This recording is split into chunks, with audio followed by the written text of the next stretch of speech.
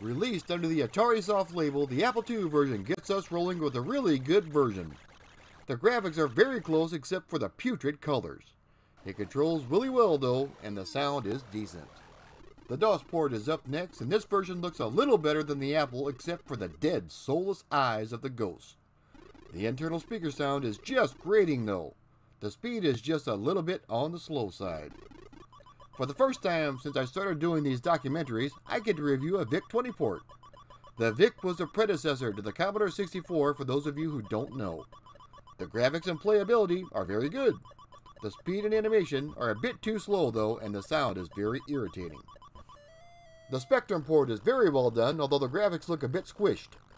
The speed seems to be just about right, and the playability is very good. The sound effects though? It sounds like when I'm trying to start my car in 25-degree below weather. The Atari 2600 version is fabulous, especially when compared to the original Pac-Man conversion.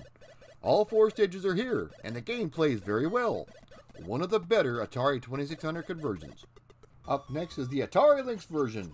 They managed to keep everything on one screen without scrolling. So the graphics are even smaller than you would expect. The speed is a bit too slow, but it does play very well. The good old Commodore 64 triumphs again with another excellent arcade conversion. The speed, graphics, and playability are all very faithful to the arcade game.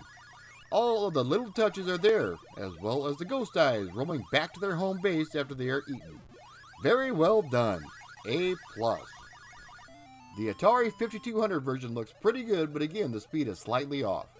Everything seems to be here, and even the music and sound are very well done.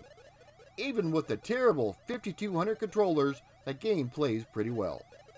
One of the things the developers have struggled with to get right is the speed. The Atari 7800 version feels like Ms. Pac-Man when you're playing it.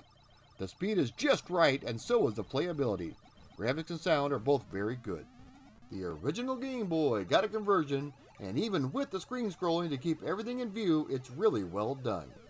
The graphics, sound, and playability are near arcade perfect, only viewed as if it were broadcast on the Dumont network in the 1950s. The Texas Instruments computer even got a conversion, and graphically it looks very close to the arcade game. Playability is decent, but the sound is terrible, and the speed again is just a bit off. If you have a chance to play this, make sure you turn the volume all the way down. The Sega Master System didn't just do a straight-up arcade conversion, they decided to improve upon it with better graphics and sounds.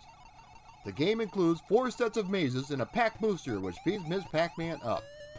These extra mazes are also available on the Genesis and Super Nintendo versions. The screen also scrolls to keep everything in view. It plays exactly like Ms. Pac-Man, so you can't go wrong with this version. The NES version received not 1 but 2 conversions.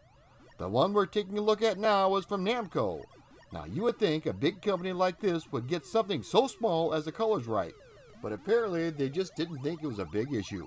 The colors on all of the mazes are wrong. Not a big deal because it does play like the arcade game, and that's what counts. The sound is decent, but it does get on your nerves after a bit. The Sega Game Gear version more faithfully resembles the arcade game than his big brother, the Sega Master System. While the screen scrolls to keep everything in view, the animation is a bit too choppy.